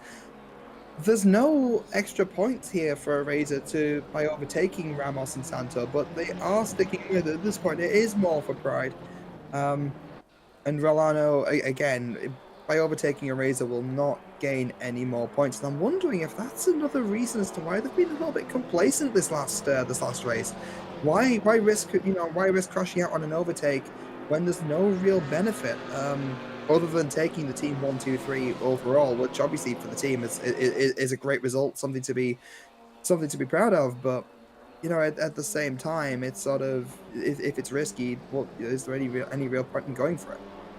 No, I think there's half of that is you're probably just looking in your mirrors, just seeing what other people in your class are doing, and so long as you're going faster than them, then it shouldn't really matter, to be honest. As we see Will Stevenson overtake Mike Redford for P2 in class, or P5 overall there. So a bit of a nice little neat move from William and Stevenson there. We see Tom Bryant and Matt Pryor. We've had it several times now, this one. So we've had Tom Bryant and Matt Pryor. We've had Omar Rolano and John Areza. Some of these people have been absolutely inseparable. As I'm not sure if Tom Bryant gave a bit of a push. I was a bit distracted waffling on there, but yeah, Matt Pryor went a bit off the track as we see this fight for P2 in class. My little mental processor wasn't really catching up there, Austin. But thanks for that one. Yeah. So yeah, still as you were though. Andy Boardman's gone a bit very hot off the track there, Austin. Was that Jordan Daly just behind? That is Daly just behind. That's Daly looking for the absolute opportunity now to catch up and maybe even join the top 3 once again. And that's Brian on the curb, on the grass, a little bit of both there. Looking at getting by Gonzalez. A little bit feisty actually.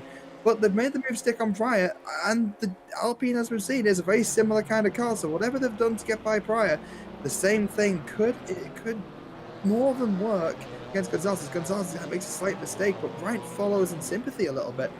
Gonzalez on opposite lock going around the chicane, and I'm not certain if they're going to have the pace here to keep ahead. I was going to say, I think Bryant's got the better line through the last turn compared to Gonzalez. I think Gonzalez carries so much speed through this last turn as we go on board with Tom Bryant now. He should have the legs over this Alpine, but I don't think he's going to clear it before turn 1, unless Tom just keeps him pinned against that wall and just says, "No, you're not turning in, mate, before I do." But I think that Alpine can afford to turn late or break later. As we see, he's still fighting him through turn 2. I don't think Tom's got the agility in that BMW to keep it stuck with this Alpine. Don't discount it. It does give Tom the inside line, and as of right now, is actually ahead of the Alpine, and I think has actually made it stick. That's great from Tom. Commanding, just kind of pushing the Alpine exactly where he wanted it to be, and taking control of the pace going into that corner. Oh, and he's overcooked it. And again, just going slightly defensive, running the car, you know, off the line slightly, which again in the wet is what you want to do, and has just kind of, I want to say, spooked Gonzalez a little bit into going into the grass there. Yeah, I think Gonzalez was probably a bit too keen just to carry as much speed as he could through that corner. That's the key for going round the outside. Obviously, you want to carry as much speed as you can afford to, with obviously your distance covered compared to someone on the inside is a lot longer. But, you know, probably a bit too much speed there as we move back to Verstappen and Martin. Lawrence has just checked out now. I don't think I think we're going to see a bit of weather change. So looking at the widget, we're going to see heavier rain come in for the last couple of minutes, but I don't think it's going to significantly change the the effect on tire pressures that these guys started on. Obviously, as the track gets wetter, the track gets cooler, and obviously your tires get cooler, so your tire pressure goes down. And obviously, as it rains less, pressures do, well, everything is vice versa. So we'll see what happens, but I think Lawrence has probably got a nice cozy position on this. I think Matt Pryor's overtaken Tom Bryant again. They have at some point along the way. But again, coming down into T1 here, looking at the track map, the inside line to T1 is so powerful because yes, T2 you have the outside, but then for T3, T4, and T5 you have the inside again, and it's the opportunity to kind of keep that position. And again, it's at this point in time, maybe letting Pryor take that inside line is it's the smart option, but Pryor not close enough to capitalize on any opportunity. So we'll have the technical edge in this section here, but come that back straight, I'd hazard a guess and say that BMW is going to pull ahead, with the more powerful engine. But one of the things as well that Tom can afford to do in his BMW is obviously because it's a lot bigger than this Giulietta, he can effectively just take a line that makes his car even wider than it already is. But you make a good point. Going on to the back straight now, I don't think Matt Pryor has that much in the way of opportunities. I think he only has that bit of a double right-hander after this wiggly section here coming up next. Technical term there is wiggly section. But yeah, as we see, I think Gonzalez is Alpine just behind us in his mirror there. But this is the only place he's going to have a chance to overtake him, just through these two high-speed turns. Now BMW can't quite carry through the same speed that Giulietta can, but we'll see if Matt Pryor can do anything about it. He can obviously carry more speed through here, he can brake a lot later through here, but I don't think he's got the room just to, unless he tries to overtake him for the penultimate corner, which trying to keep his thing there. As we can move on to Harold Clubberman just going off the track. Well, that's the line to take through there, Austin. But I think that's Benjamin Hallman just making his way, recovering his way through the. I think he's cleared the TCX AM field now, so Hallman moving his way back on up the field. Yeah, I think it was just Kloppelman just missing the braking spot just a little bit, and kind of just easy picking there for Hallman just to kind of take that position back and continue the run down to try and chase down Raphael Huel. Verstappen and Bodman right behind. That's a sight we've kind of become used to seeing, and again just catching up to Lawrence. Again, we saw this though with Lawrence in the first race. Just kind of like bides the time, finds the clear air, and then all of a sudden, just it's paced from there out. So I'm wondering if we're starting to see the same here. If Lawrence is going to start just pulling out that little bit of a gap, but again, it's kind of hard to imagine against drivers like Verstappen and Bourdon. I think so. If we see, I think Jordan Daly's just about keeping up with these. There he is there. So he's probably lost a bit of time since we last checked in with these two, but not a significant amount where if something happens between these two, we can't take advantage of it. So yeah, he's definitely still in the running for a podium. It just depends on how clean these two end up being when fighting each other, or whether they will fight each other. Because I think we mentioned this before, obviously. Still got 13 minutes of the race to go, so about 7 laps maybe, depending on where they are, depending on where the leader is. I've probably got 6 or 7 laps to go for these TTXs, but yeah, so it's all about just making.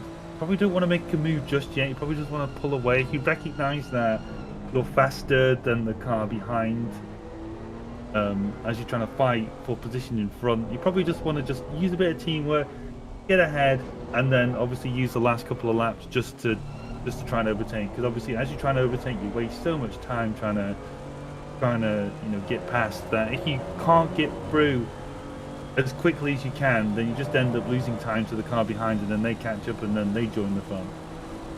No, that is it, and you just kind of, you just kind of have to pull each other along a little bit as best you can, whilst not getting too greedy for position, because it can just leave you that little bit more vulnerable, as you're saying there, Phil. Yeah, but right now it just seems to be business as usual. And speaking of business as usual, again, Denis Santo up front. Dos Ramos having fastest lap of the race, though. That's worth noting. But this time round, a Razor only 1.2 seconds off of Dos Ramos. So 1.5 now that the updated sector split and then the updated sector times there, and that huge gap we saw in the first race just doesn't exist now. And the Rays are finding themselves in a bit of an Alpine sandwich, really.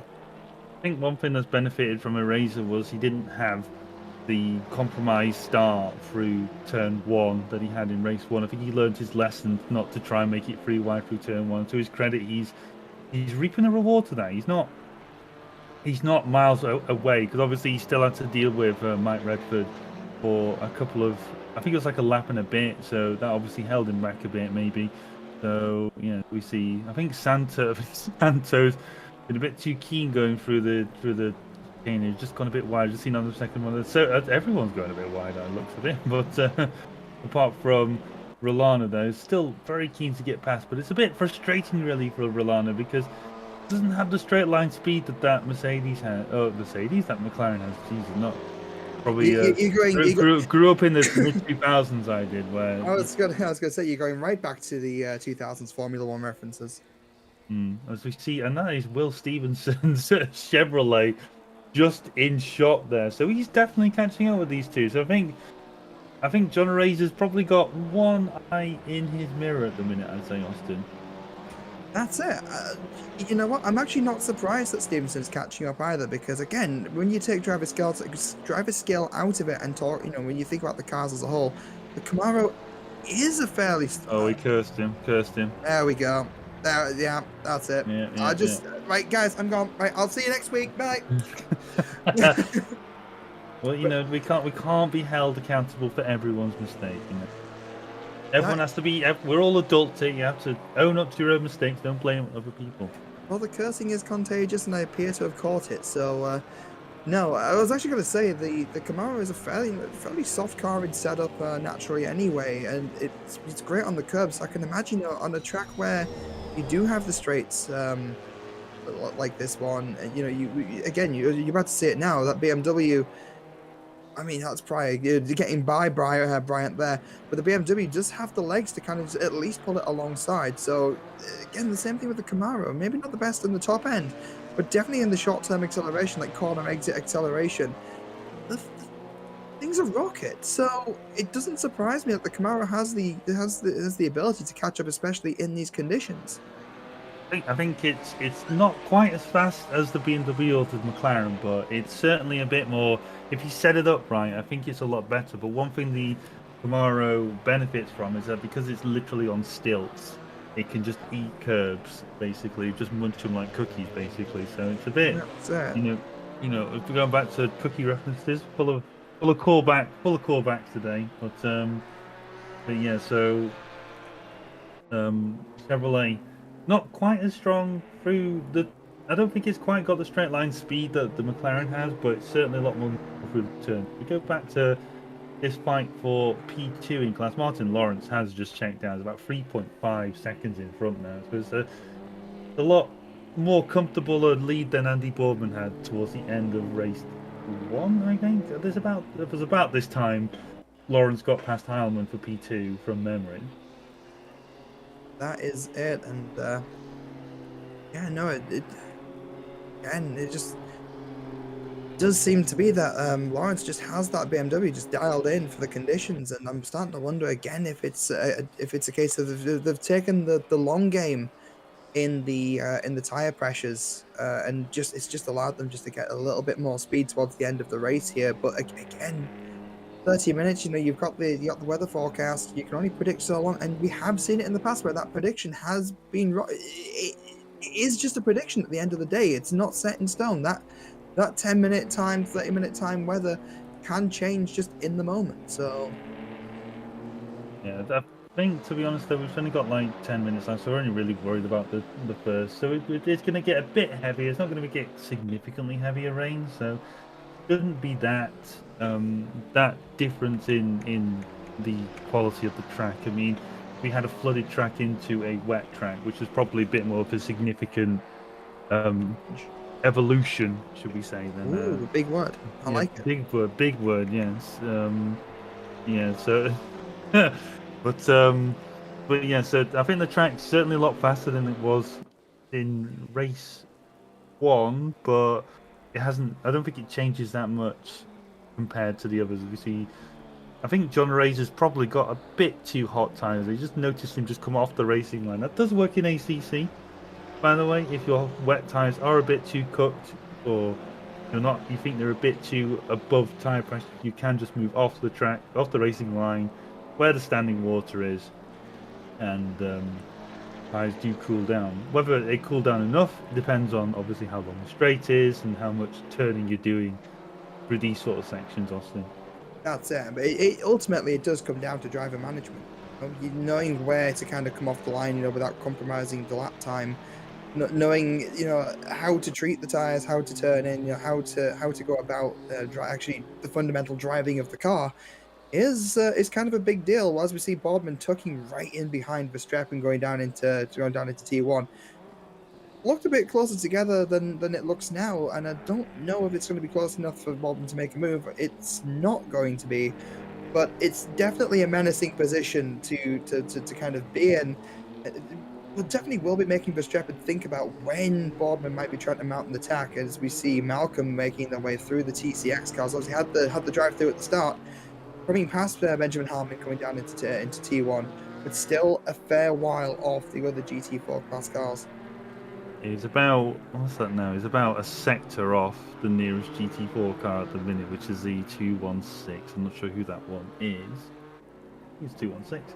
And 216 of Gonzalez, who's only just coming around the last, well, he's coming into the last sector now, so he's like a full sector behind. So, yeah, he's still got a bit of work to do. I think he's, obviously, I think in the, he's not really going to make the back of the field in a month of Sundays, to be honest. So we'll see on that one as we move on to our leader of TCX AM, or at least I think that's the leader. Yeah, that's Klipperman. He's got Vic Austin behind us. So there's a fair few close fights if you isolate them per class, Austin, going on.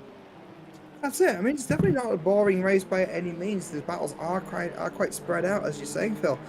And again, looking for the lead of TCX cars for Klipperman, Vic Osland. These guys have been at each other's bumpers for a little while now.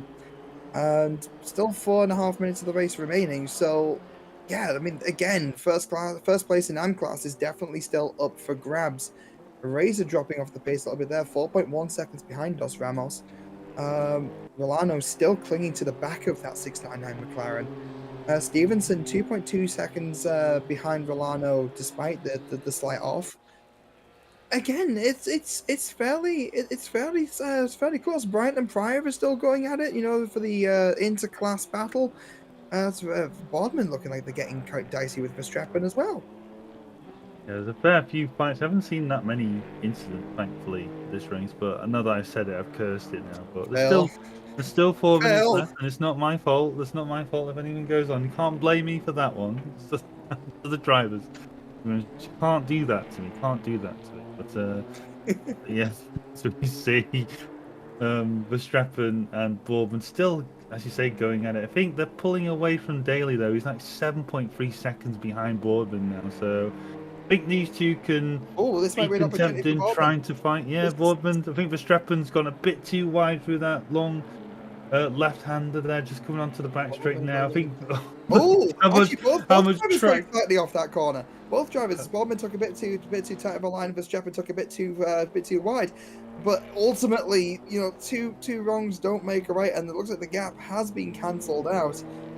There's it. Boardman's just a little bit closer even. So again, going down into T1 could be a little bit dicey. Verstappen under pressure on the curbing.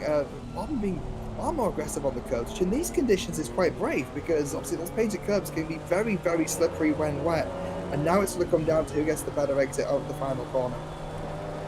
Look at this. We talked about it before. I think Heilman mentioned it to me before through that turn. He gets so much oversteer through this turn. And I think he would mention it before about being greedy on the curbs. I think half of that was just being a bit too much curb, because you notice Verstappen didn't take as much curb as we see a battle for P1 overall between Santo and Dos Ramos now. And I think these two, I'm not sure they're going to catch up with any traffic before. Oh, they're going to catch up with. Yeah, they're going to catch up with the AM. Oh, there's Klopperman. I think Klopperman's off. Yeah, that is Yes. Kloppelman off facing backwards in the gravel then. I'm not sure what happened. I don't know if they helped themselves or they have teleported back to pits, which, I mean, through all intents and purposes, it looks like first place for the AM class in the TCX class cars is going to go to Vic Osland. But no, these SRI esports guys, we saw in the first race, Dos Ramos just kind of running away with it a little bit, but you know, Santo not letting that happen this time round, and in fact, these guys are in fact fighting. No team orders going on here. The last minute and a half of the race, just letting them have at it. Yeah, we're coming on to 1:30 to go. We're on the last lap now. A bit of traffic in front of Vic Osland. If I was Vic Osland, I would just be getting straight out the way of this one. But I'm not really sure this is going to end in tears for them or not if they try and fight this one out. I think Dos Ramos has had his little time. I think Vic Osland, he's not obliged to get out the way, obviously, because there's significant pace difference. You know, they're the faster classes are obliged to find a faster way through, because wisely breaks nice and early, lets them get the apex. So well done, Andreas, there at least. But yeah, Dos Ramos there, he's really keen going on getting keen. Yeah, they're really keen to eat those curves as well, going through. Denis Santos still has fastest lap of the race, so in terms of overall lap time, Santo does have it. But at the same time, it's like, as we say, like, these guys are really at each other's throats for being teammates.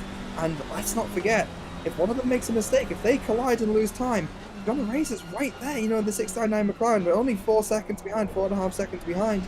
And that is not enough of a gap for these guys to afford them a mistake. Yeah, not really sure we're going to see a mistake now. I don't think Dos Ramos has any particular.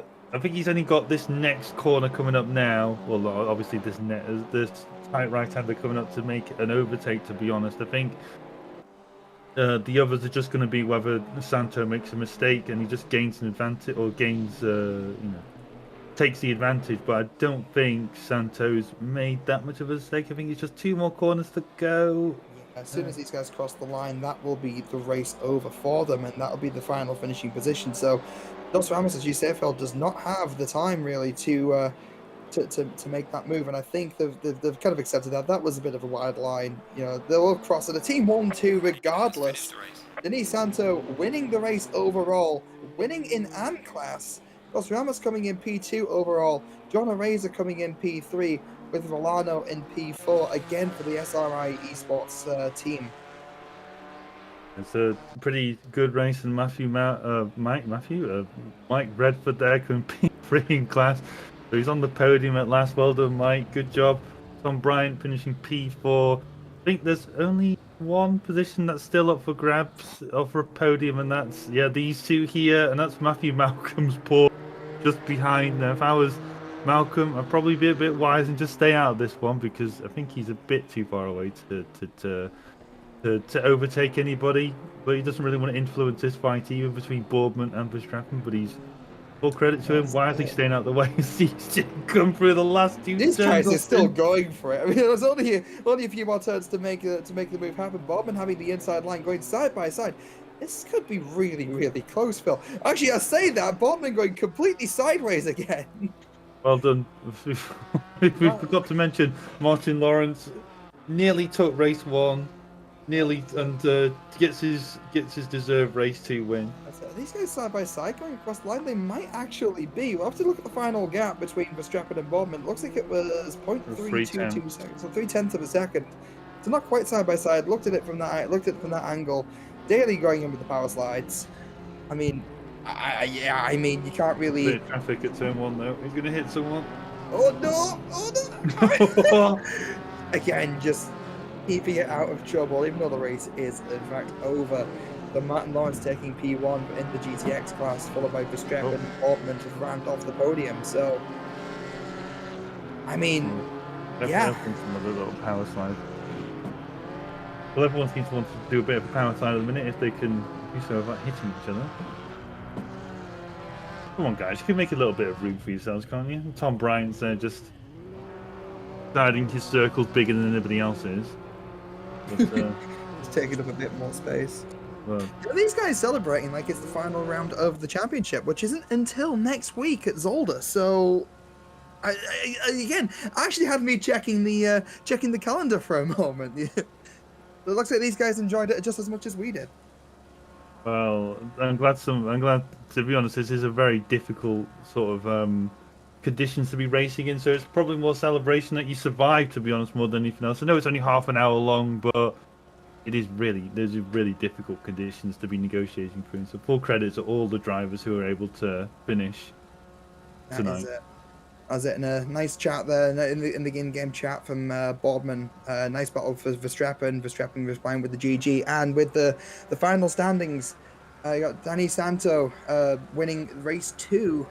Dos Ramos in the SRE sports car in the teammate finishing just a little about half a second behind.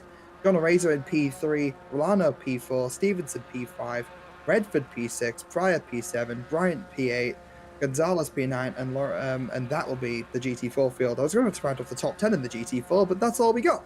Actually, no, that is a lie. There is also Malcolm down in P13 overall, P10 in class.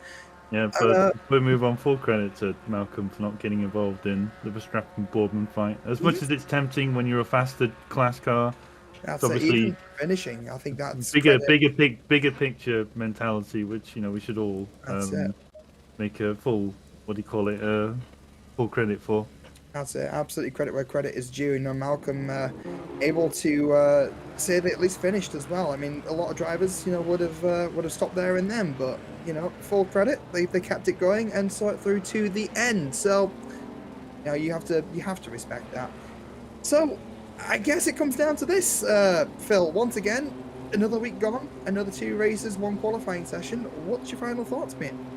Back thoughts, well, to be quite direct, I think it's as I said at the start, full credit, some brilliant driving from everyone tonight. I know, like, we've had a few clumsy incidents, but to be fair, the wet weather makes a fairly innocent, minor contact look really clumsy in the wet compared to the dry. So full credit to the drivers tonight. It's been really difficult, and they've all done themselves really well to get through in one piece.